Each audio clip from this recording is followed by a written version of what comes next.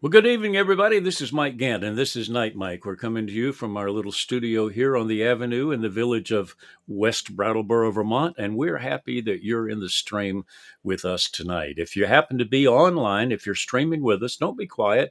We've got a chat box over there that you can click into, and you can say, "Hi, my name's Elmer Fudd, and I'm from Walt Disney," or wherever it is that he's from. But just tell us about yourself and where you're from, and if you have any particular questions or comments you want to make, feel free to go ahead and put it in that chat box over on the right-hand side of your screen or wherever it shows up on your computer. Just before I introduce my special guest tonight, I want to tell you about an upcoming program on Tuesday morning, February 20th. That'll be just this coming Tuesday at 9 o'clock in the morning.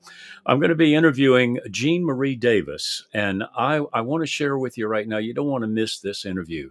This is a young woman who was captured in bondage to the sex trafficking industry for more than 20 years. And she was strung out on drugs. She was under threat of life. She was pregnant. She was running from her pimps, and she ended up in New Hampshire. And somehow she crossed paths with a young woman who said, "I don't know how to fix your problems, but I know somebody who can." And she introduced her to Jesus. She accepted Christ into her life. She finished college down at North Point College down in eastern Massachusetts. And now she's the director of the Branches Crisis Pregnancy Center in Brattleboro, Vermont. I have the privilege of sitting on her board of directors. And her ministry has put our little center right at the epicenter of the pro-life movement in America today.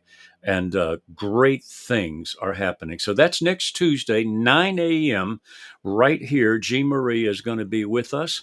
And I think you're going to be blessed by this young woman's testimony and the record of what God is doing in her life. So don't forget to join with us next Tuesday morning, 9 o'clock, right on Live Mic. But this is Night Mic, and tonight I have a very, very special guest. Phil Felton and I have been friends for many, many years. It seems like almost forever that since God put us together, and we have enjoyed each other's friendship. Every time I go down to the Charlotte, North Carolina area, I like to stop by and meet Phil at Cracker Barrel or one of the barbecue places down there, and we eat and we have fellowship and catch up on old times. So without any further ado, I want to introduce to you my good friend, Phil Felton. He is the bass singer and manager for the Envoys Gospel Quartet. He is basking in Florida now and Well, golfing down. Phil, it's good to have you with us tonight. Come on into the studio. good to be here, Mike. And as you said, a friend for many years, it just cued in my mind. This is 50 years. Met in 1974. So this is now 2024, 50 years. Wow, 50 years. Boy, I've known you about as long as I've been married to my wife. Uh-oh. Yeah, we've been married 52 years. Yeah, I've 52 got years. with my wife. Yeah, you know what? I just told you something wrong. We've not been married 52 years. We've been married 54 years. Oh, Uh, oh, I'm going to get in trouble for that. I hope she doesn't tune in tonight. it's going to be a cold supper. Yeah, I'll sleep on the couch tonight, I guess, or maybe in the garage. So, Phil Felton, you're the manager. You're kind of the head honcho and the bass singer for the Envoys. The Envoys started in what, 1965? I think 60s. I don't know the exact date. Yeah. Yeah, well, I looked it up today. It's 1965. Oh, Do your homework. You know, the first time I ever encountered the Envoys, it was in a youth camp up on what they call Buffalo Creek Road in western North Carolina. It was wow. way up on a hill. They called it Mount Camp Miracle. I remember And that. I used to tell people there was nothing up there but rattlesnakes, copperheads, and kids. And the first time I ever encountered the Envoys was up there at Camp Miracle on top of the hill there. If I remember right, the lineup then was Don Storms, Gail Tackett, Brant Gillespie, and Dallas Henry. Does that sound right? You got it. Yeah. Now, same what parts they sang. Okay. Hang on. Don sang lead. Okay. Gail sang tenor. Brant was the bass. That must have been that. Dallas was the baritone. There you go. I know my quartet music. Hey, we can end this interview right now. And then you came along a little bit later. I had you guys up to Vermont shortly after we came up here. I was sharing it with you yesterday, I think. We had really begun a pretty active youth ministry, and we had the Envoys up for a concert at the church down in South Vernon where I was pastoring. And that was the night that many of my kids really, really got serious with God. I remember that very well. Tremendous. I remember coming up there. I think I've told you.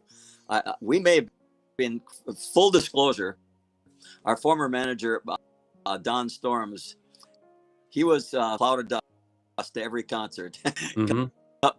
Coming in hot and late, and kind of took over. But at any rate, I think we came in late to that concert and walking on stage from backstage, and I was astounded. I've never seen so many kids. It seemed we're the old people. They're all young kids.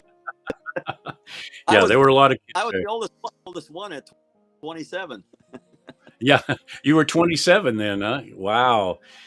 So I would have been 26 about that time because I think you're about a year older than me. I like to point that. Now, Right. you're originally from Wisconsin?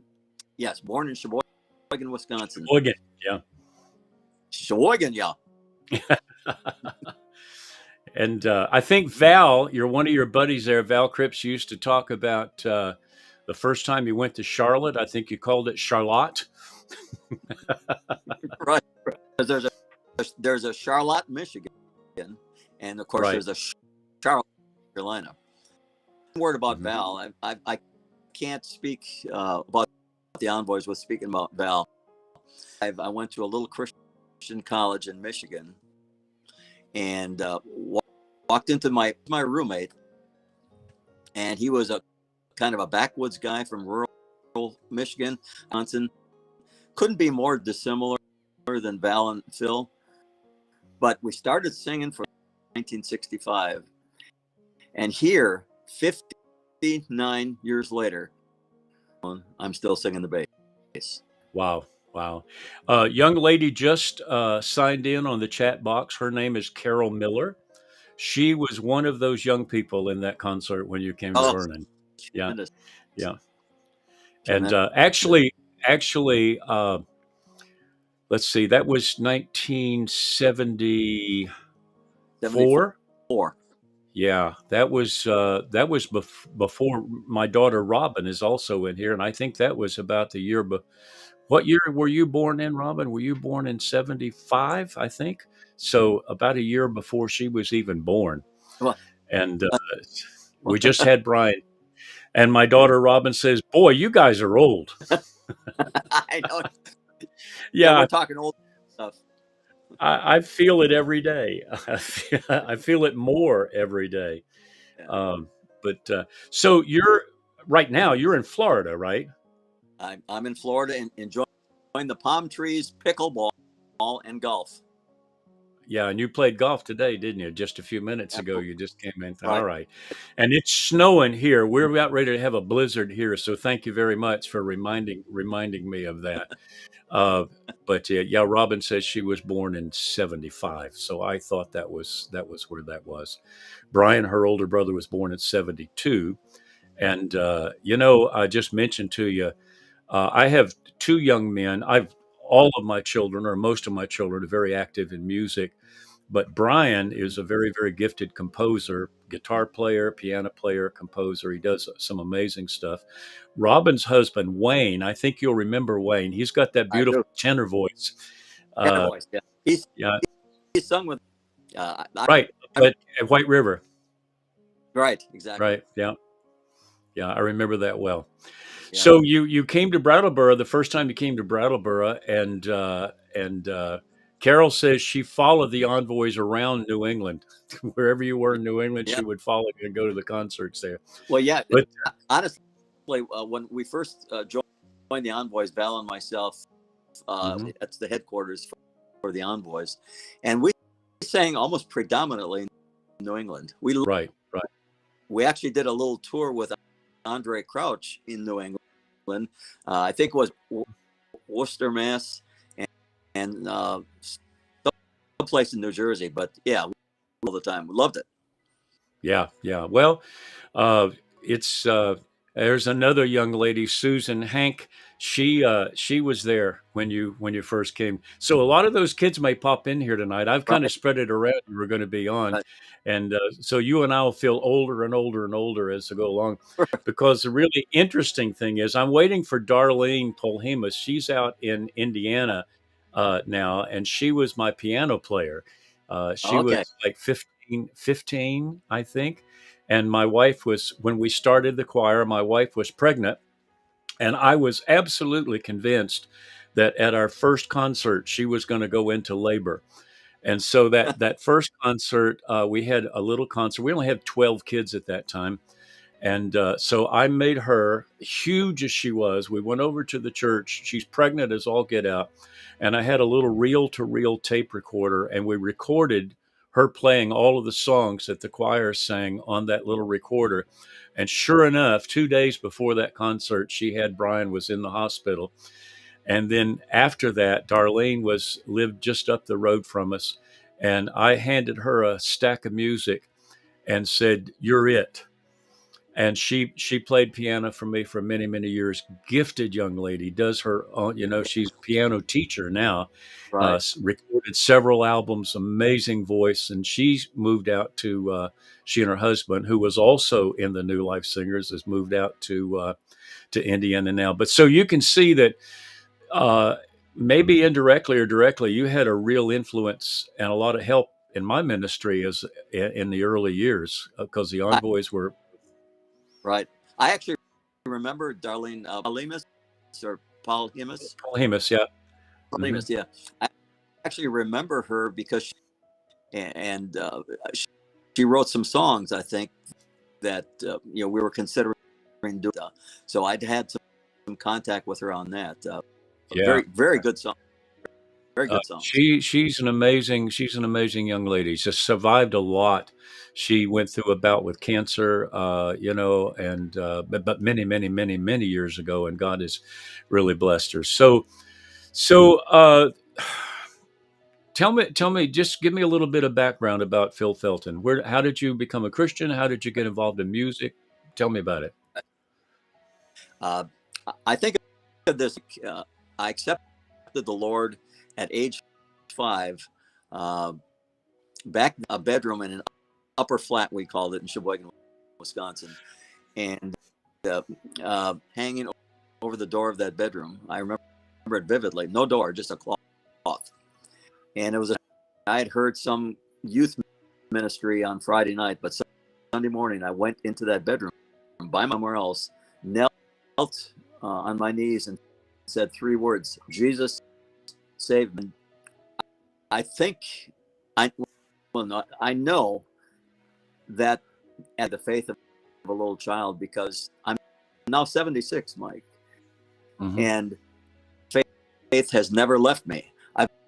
I've been blessed to be in concert with so many great pastors. I love pastors. I have a real heart for pastors, and I got a master's degree and did that for many years. But I say all that to say, lost a little boy's faith, a Right. simple trust. And so that 5-year-old decision was a seminal moment. And was a Christian when I was about 18, and married her when I was about 20, in 6 years, and have 3 children, all who have accepted the Lord. Mm-hmm. And meeting Val in 1965, and who would have thought that our started then? But yeah, throughout all the years, the faith has been my anchor. Yeah. My anchor. Yeah. Yeah. Well, just say to all of our listeners, Phil's audio is still breaking up a little bit, but we're hearing it, Phil. We're hearing what you're saying. So we just press on and pray that the Lord will. Technology is is sometimes a great blessing, and sometimes it'll make you pull your hair out. And so you remember coming up to Lenore, up into Western North Carolina, and singing at Lenore Community Church. Right. That was where I got my start. I moved up. I was a young kid, never knew my father. Traveled around with a single mom who just was trying to make ends meet, and we lived in just about every state in the union. I don't think we ever went to Wisconsin, but I know we did make it to Minnesota, and moved to North Carolina. Met a young pastor, my pastor Bob Parmley, who became the only dad I ever knew. Led me to the Lord, got me started in the ministry, taught me to sing. I didn't even know I could sing until I met him, but I think he could make a raccoon sing. I mean, he just Right. Well, he amazing gifts. But I'll tell you, go ahead. when the Envoy Church, we've been there probably 5 or 6 times over the years. I was all at church, and Bob would sit on that organ and just pound away, and the energy of the people were there. Frankly, I'll just be frank, I was always shocked at church. I was thinking, with this kind of music, you don't hear this anywhere. But No, I Bob, know. the way he led the choir, and the kids singing and whatnot. It was a pretty good foundation for me. I know that it was. It really set me on a different course than my life was headed. Uh, Bob passed away several years ago, pretty suddenly. He developed stomach cancer and was gone in no time. And I preached his funeral, and Robin says they don't make them like Pudge anymore. Pudge was his nickname. That he grew up with that nickname, and I still call him Pudge. I mean, that's just the way it was. But then I had always thought I would go back and work with him, and he shipped me off to New England and said, "Make your own way." And here I am, 52 years later, still in New England. So Did you ever get up to Alton Bay when he was Alton Bay Christian camp? oh, Bob. sure. I used to. I sang up there a number of times with the Southern Airs, And Okay. then a lot of times when he would bring the Southern airs up, Barbara and I'd travel over and sing with him. Right. Yeah, we'd go over and sing with him, and we knew a lot of the songs, and then the ones we didn't, we just pretended to know. Right. Kind of, But kind of like, yeah, do what?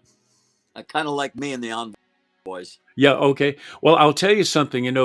Brian, my son, and I, and Wayne, and another fella that grew up with me, John Parker. We had a quartet that we sang for quite a while, and we stole quite a bit of music from the Envoys. I mean, I'm honest about it. We Our favorite one, the favorite song that we did that the Envoys did was Don't. "Come Get a Drink." Do Well, what? I was going to say before you started, let me guess what it is. Come get a drink from the well. Oh yeah, oh yeah. That was our favorite. That was always our favorite song. And we heard you do that, and you left, and we were in the church the next day working working on that song. What a great, because Yeah. Wayne Robin's husband is an amazing tenor singer. He Yeah. just has the I remember. purest, sweetest voice. I say to him all the time, you could sing with any group in America. Very. Really, he's I remember his voice. It's very, very clean and precise. He yeah. hits the note and he hits it solidly, but it's clean. A Oh clean, yeah, pure. yeah. And Robin also says that we also stole "Lay It All at Mount Moriah" from. That's a great song. Yeah. Yeah. Our What's the name of the guy that wrote that? um, he played drums for PTL and he also sang for Uh, PTL and he soloist for many years. His name yeah, is Lay It Down at Mount Moriah. Oh, well. Yeah, I can picture him, but I can't I tell him know. He his was a name. black fellow, wasn't he? Yeah, Yeah. yeah. I thought. Yeah, Wayne used to do the lead on that, and just So, amazing stuff. yeah. But so you've had so much impact on us you didn't even know about. You would come and sing a song, and we go, "Oh, we're going to sing that." And then I think one day at White River Camp, you did a concert, and Wayne and I jumped up on the stage, and Brian sang with you. We had five or Yeah. six of us up Uh, there singing. yeah. I remember one time one of our singers was sick, and I think it was Val. His dad had passed away, I think, Right, right. and wasn't able to come. And so, yeah, you guys had been a trio, an Envoys trio. You guys quickly made it a quartet. And I think you sang bass. And I tried. I tried. I tell everybody when I was younger, I was a tenor. Actually, when I was in the choir, I sang whatever part was weak. Bob just moved me around all over because I could hear the harmony, and he'd say, "Go sing with the basses, go sing with the altos," and everything.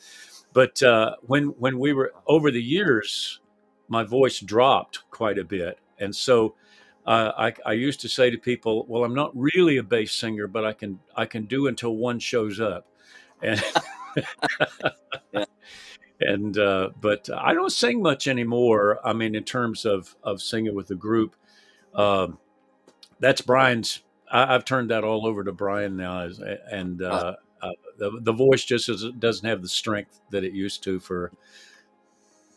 hey, I'm a bass singer, but I just hold down the fort until someone like Richard Sturbs up, and I say it's all yours.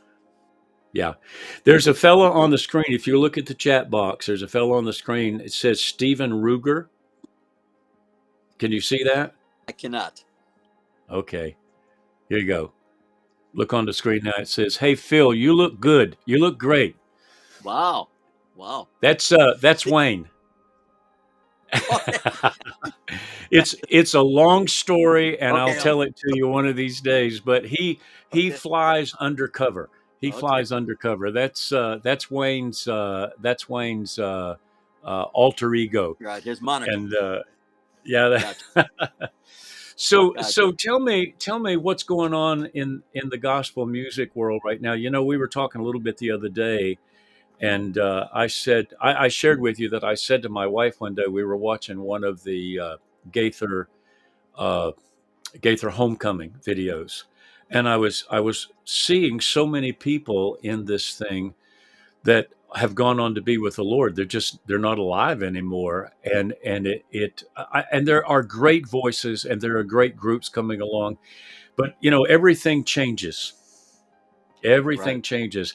And I guess I felt a little twinge of sadness that so many of these voices, I mean, I'm grateful that they're with the Lord now and everything, but just a little bit of a sadness. And I said to my wife one day, when those people are gone, I don't know if gospel music will be anything that we would recognize anymore. Well, yeah, great for me. And yes, when I see the Gaither videos, I see people who Howard and Vestal Goodman, Jake Mm. S, Right. even people like Doug Oldham used to be. Oh yeah. Yeah, they're great singers. But here's the deal on quartet convention every year, National Quartet Convention, Right. every year. Now I'm kind of a spectator as a fan, and I love it. And down here in Florida, and then up in Charlotte, Hmm. we go to a lot of concerts, and so I see a lot of them. And here's my take on that. I use the funny euphemism, getting me off the stage as a bass singer. Back Yeah. back in the '70s when we used to sing with group, that was a very common thing. The competition of, well, we're gonna off the stage, we're gonna bring our candy stick songs, and Uh-huh. the audiences are going and so that was that. Good singers, but now I see, and I shared with this, I see a deeper spirit among the groups that are coming along, and the younger. It's very exciting to me. Um, the voices are just as good as they've ever been, just as good. I'm excited to where gospel music is Hmm. going. Now, I will. Yeah. You go to any concert, even at the quartet convention or any Uh-huh. gospel music, pretty much your crowd is 50 and up, 50 years old and up, Right. and so but here's another little speech on that matter. How gospel music back into the churches where it used to be, uh, and or auditoriums or schools where they do special concerts. But when you unite gospel music groups in churches, Oh yeah. We had and what about one a month? and I used to love it. And here's my challenge uh, to music. As much as I love all kinds of music, I love all kinds of music. In most churches, evangelical churches, you hear kind of one style because younger. So you hear one style, you hear a guitar and a bass and drums and whatnot. So my challenge would be for music directors to incorporate a little bit of gospel music, just occasionally, one or two songs, where people can hear again. Most worship teams will have an occasional two-part harmony. Really, on a lucky Sunday, you'll hear three-part harmony. Yeah. But you will never. And so we've got a generation of kids who, when they hear, if the envoy's going to a church and they hear four-part harmony, they go, "Wow, Wow. I've never heard that. That's really Yeah. good." So my challenge is for just all of us to kind of more open to all kinds of music and get some of the harmony back. Yeah, yeah, I miss that. It's one of the things I love about singing with Wayne and Brian and John is that. And by the way, John is with singing with a new quartet now, Oh, local here in the area, and they actually called me and asked me if I was interested in joining the group, and I said absolutely, but no.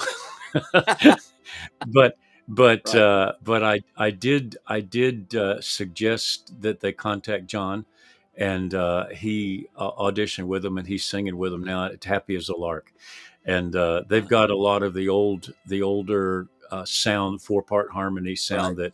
that we would love, and it's great.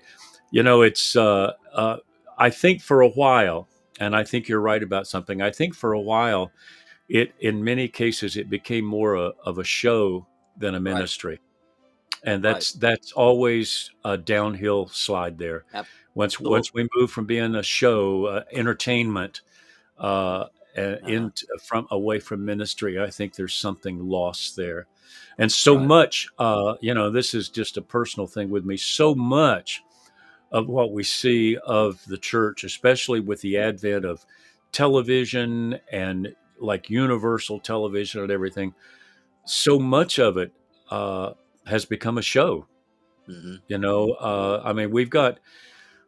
I no, I don't want to get on this soapbox, but I'm going to. We've got churches in America right now that literally hire professional musicians to come in. They don't go to church. Some of them are playing in nightclubs on Saturday night, and they come in on Sunday morning and do the worship because they've got the talent, Yeah. but they have no relationship to the Lord, and that just breaks my heart to see that happen. I would rather hear, four guys that sound like a bunch of beavers singing than to have somebody with super talent and no relationship to God. Are I you talk about the envoys when you say beavers? Four guys. no, no, Okay. no. I go back to some of the guys, of course, George Yance. Yeah, I don't know if you know this or not, but George Yance grew up in Lenore, and Absolutely. I did know it. his brother was a deacon in a church where I was saved, Yeah. and George was an amazing man, godly man. Yeah. I just loved him so very very much. You probably, this is from a bass singer who has heard all the. I would put George Younce as number one bass singer of all time. He wasn't the lowest. He wasn't the prettiest. He wasn't He could have been the the high. He funniest, wasn't. though. I'm telling you. Yeah, right. But he had all. He had it all. He had wrist stage presence. He could hit the low notes. He could sing melody. He Hmm. was solid bass singer. To me, he's the best of all time. Now, if you want all time, that'd be Armor Morales for the Imperials. Hmm. Uh, Yeah, yeah, yeah. the best of all time would be J.D. Sumner. I was going to say Uh, J.D. Sumner's got to be in there somewhere. yeah, Yeah, for my money, if you'd say who do you want to hear in concert as a bass singer, I'd say yeah. George was an amazing man. Uh, for our young George Younce was the bass singer for the Cathedrals for decades. I don't know how long it was, yeah, right. and he passed away probably about 10 years ago. Yeah, yeah, yeah. Now they started out with Rex Humbard, didn't they? Didn't the Cathedrals Right. originally sing with Yep. Rex Humbard? You see, I'm dating Yep. myself now. Now everybody knows I'm really old because everybody that's listening are going, Rex who? Yeah, yeah. So you also just so that kind of flesh out who you are. You also for many years was a counselor. You ran a counseling service, haven't you? Well, what I did is as all from really the 1990s on, last 30 years, we felt we would not sing every weekend. We would sing 2 weekends a month, and each employment, Uh-huh. so we wouldn't have the pressure of having to look at a church off flyer needs. So that was that. So I always worked the job, and so did Val, and so did everyone else.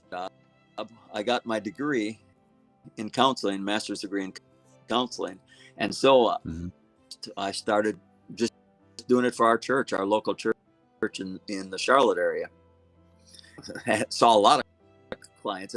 My wife sometimes jokes, you can't tell people that's confidentiality, but my wife would always joke. She walks through the church and, oh, I'm one of Phil's clients.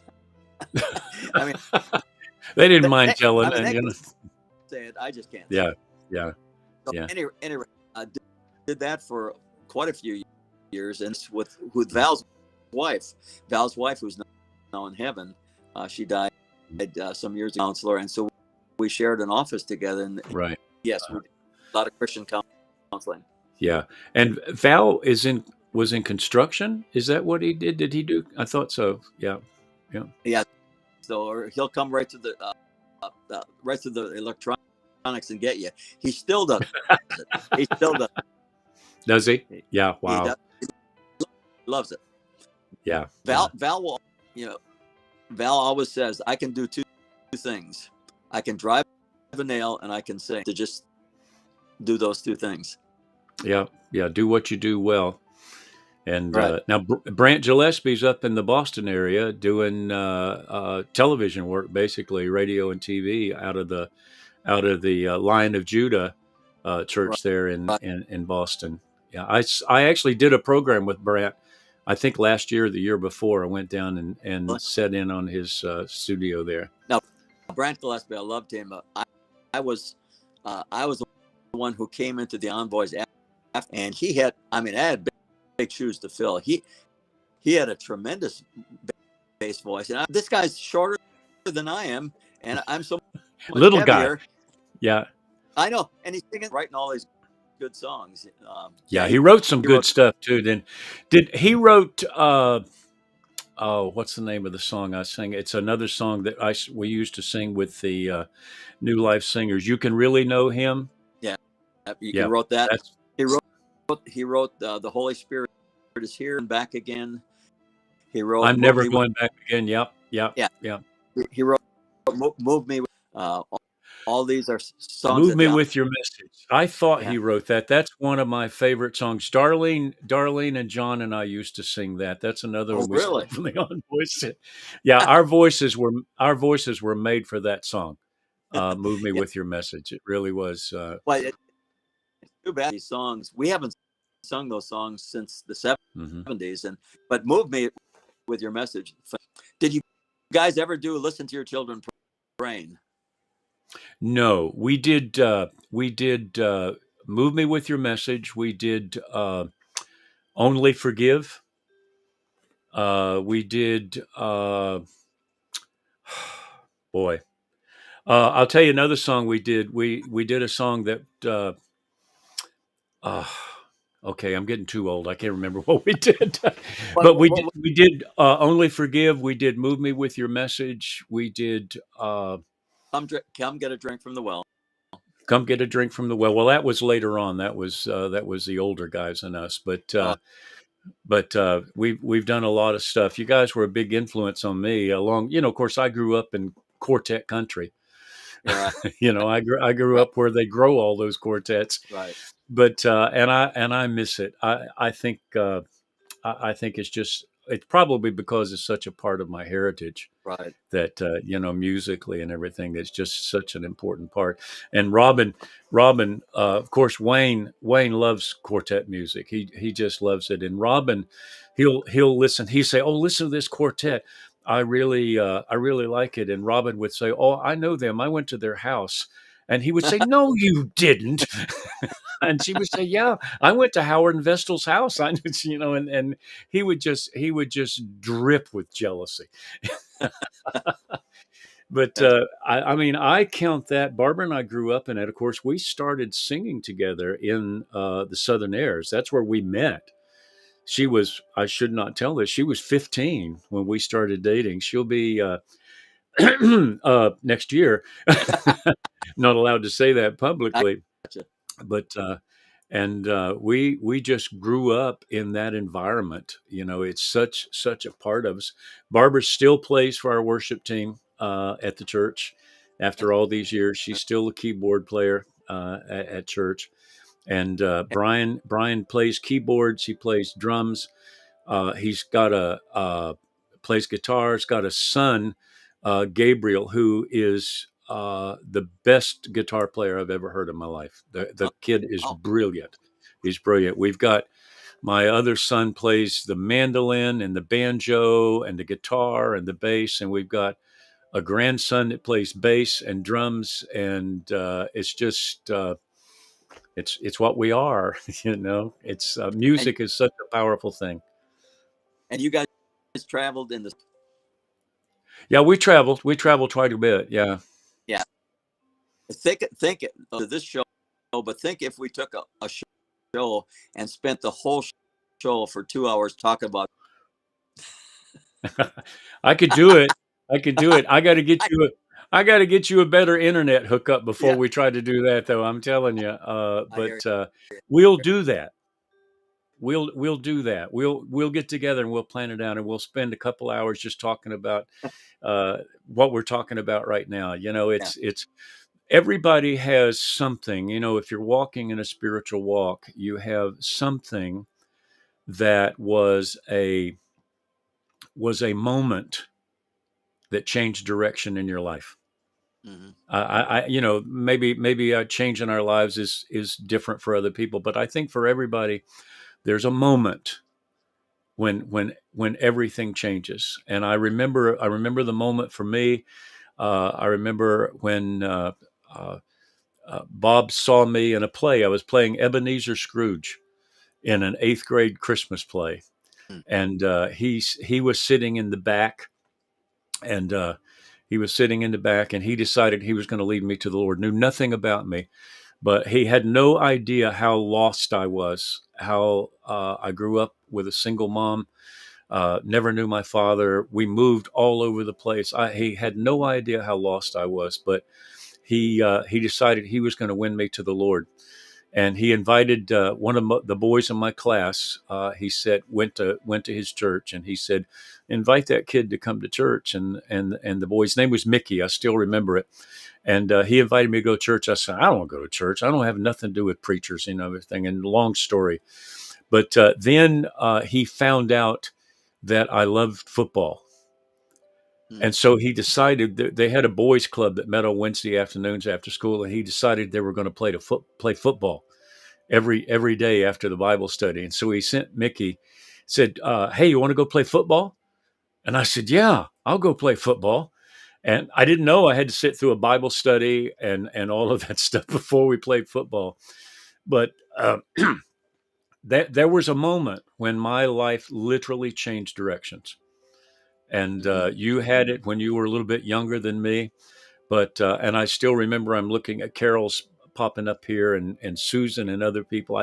I remember so vividly the first time the Envoys came to our little church down in South Vernon, and he did a concert. I can still see the faces of the kids sitting there Hmm. on the altar. That was a moment for so many of those kids that changed the Right. direction of their life. It was such an amazing That, thing. that's great to hear. Great to hear Yeah, those. yeah. Well, a lot of times you go through your life. I think you said it earlier today when we were talking. You just do what God gives you to do, and you have no idea sometimes the Right. impact that it has. And so I'm kind of letting you know tonight that the years that you've sung with the Envoys was not wasted time. Hmm. There are so many kids, so many people that I have contact with that because of my relationship to you guys, I exposed them to you, and you had such a powerful impact on their lives.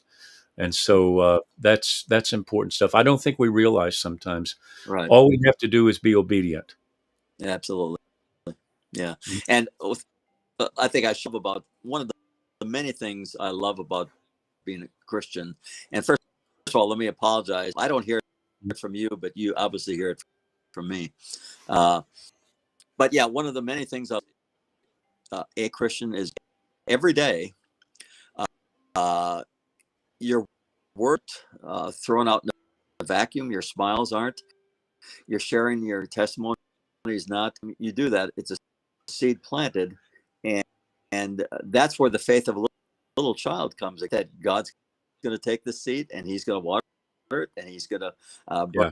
bring it to fruition, and you can walk away from that and not be stressed over what impact am I having. Talk to me sometimes in Mm.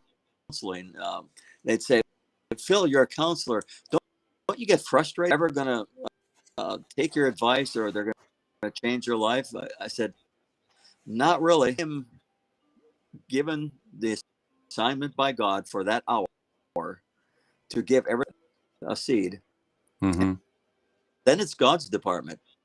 I Yeah. He's given me the at that point. It's God's department. Yeah. Same That's thing right. applies to Right. same thing applies to a concert. You, Right. you, you sing and you sing and you sing, and then it's God's department to do what He shared in song and testimony and scripture, and let God be God. And the reason for that is so that none of us can take the credit for it. Absolutely, You absolutely, know, yeah. I tell people all the time, if you take any glory, then you're stealing. You're taking something that doesn't belong to you. right, You know, another singer that I really like is David Phelps. I think I think right. he's scary Yeah, good. he's I the, mean, his right. he's amazing. But I have an album on my phone that I use. I play a lot when I'm working out at the gym, and I'm not pumping iron. I'm trying to stay alive, so I just don't want you to get the wrong idea. But Right, right. he sings the song "Hide Thou Me," Uh-huh.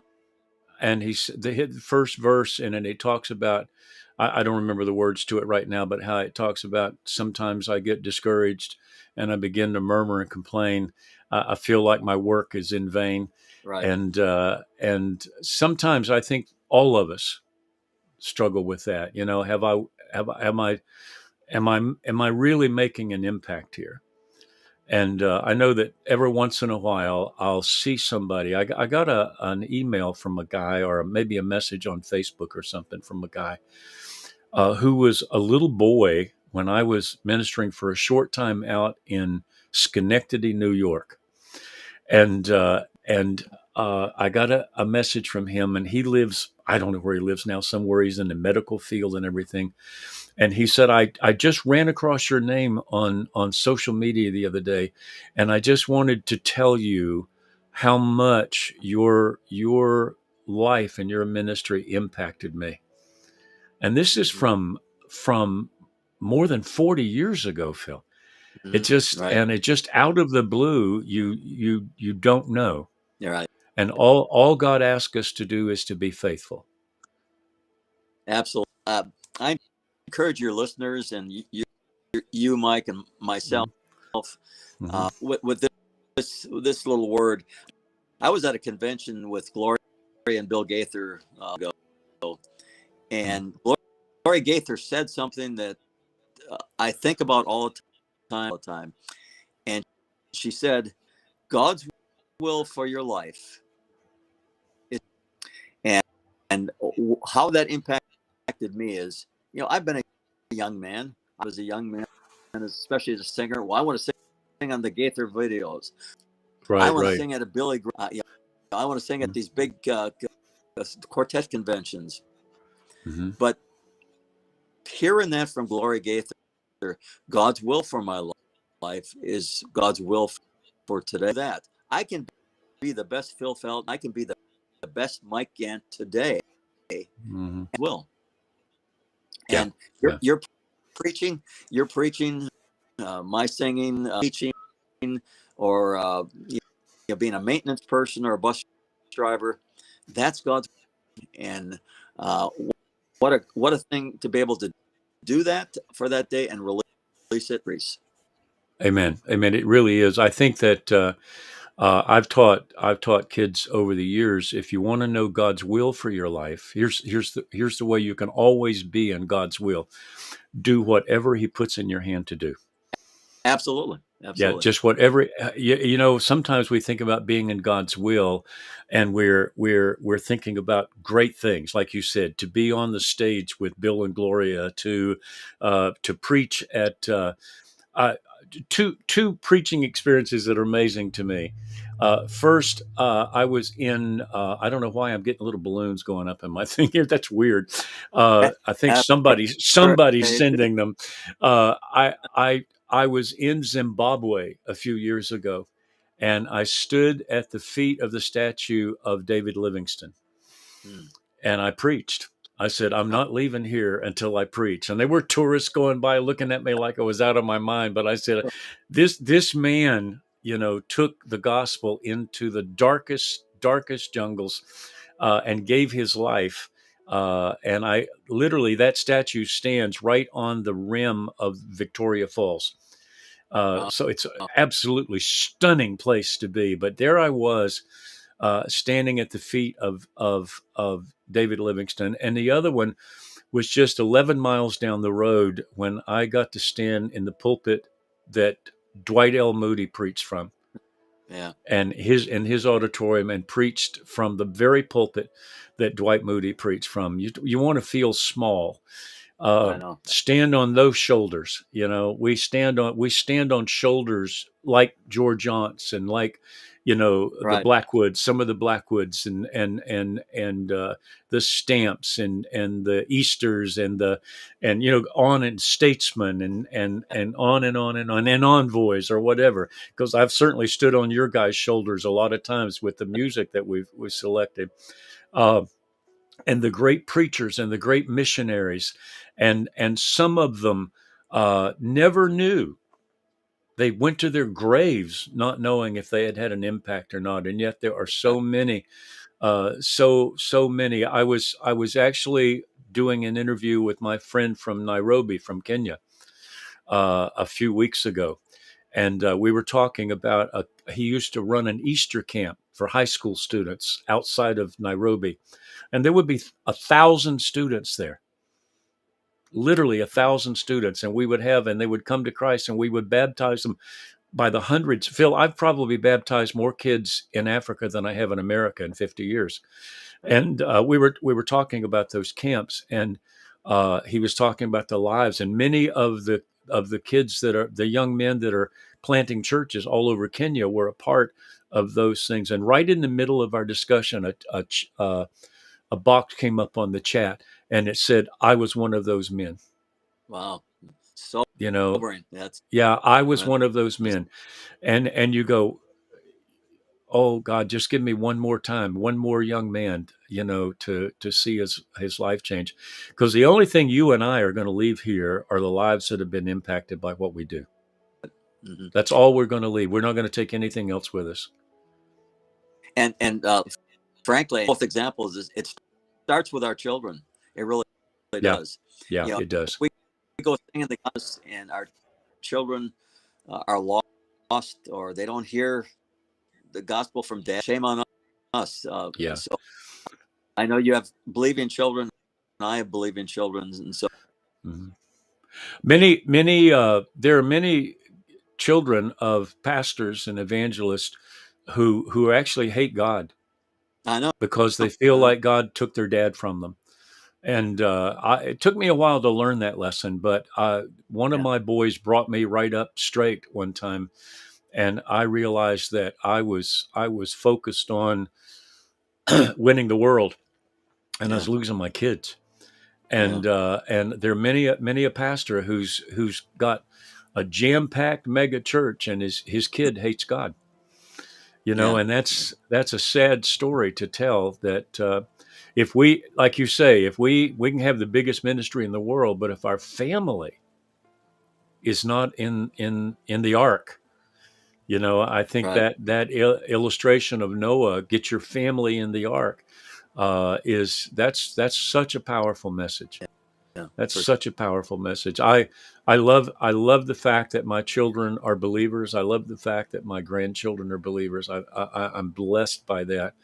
And we do a lot of ministry in our church, and saying to dads, you've got to be engaged in the life of your children.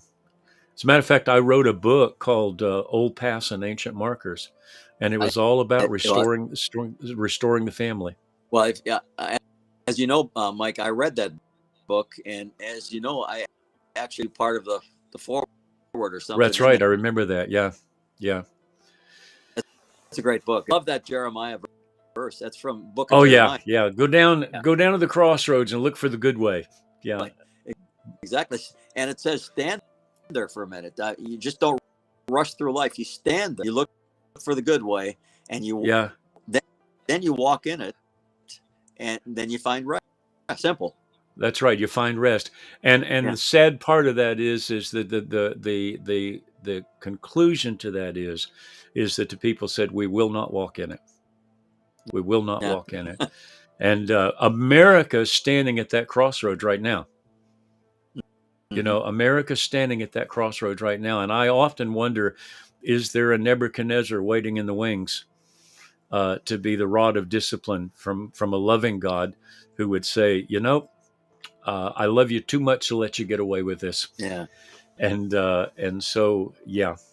Well, Phil, thank you very much for joining us tonight. I really Been do fun. appreciate it. I Fun. really do. And you know what? We will get together.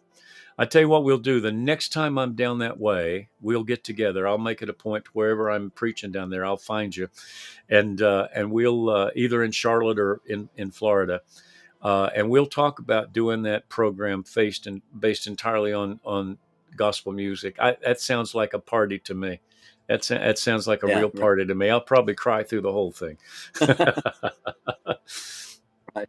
So give your love to Val and the rest of the family there, and to your lovely wife. And when will you be heading back north again? I know it'll be warmer when you head back north again. We'll head back 1st of May, and then the Envoys will sing probably from May to the end of the year. Uh-huh. Yeah. Well, I've got, as I said, I've got a kid living down that way now. And Robin says, if you need a tenor, I know a guy. Right. Don't hang that in front of him, because he would bail in a minute to get. I've often said to Robin, when you guys were coming in the area, I said, take Wayne away for the weekend or something, because they'll try to grab him and he'll go in a heartbeat. But just know this: you've been an amazing impact on my life. I appreciate you so much. I appreciate the work you've done for so many years in gospel music and other areas. And I hope that someday we'll be able to sit around together around the feet of Jesus, and we'll sing together. We'll And do just it. imagine the voices that are going to join into that. It's amazing. Yeah, it will be amazing. Everyone will be a great singer. Everyone. Yeah, absolutely. Everybody, even the guy that can't find a bucket big enough to get a tune in, he'll be able to sing. Yeah. You and I will be able to sing a high tenor and a low bass. I'll go for that. I'll go for that. All right. This has been my friend Phil Felton. He is the manager and bass singer for the Envoys Gospel Quartet, longtime friend.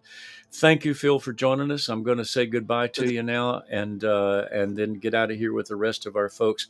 But I appreciate you so much taking. And it's a late hour for an old guy like me and you. But I took a nap this afternoon. I have to admit I cheated.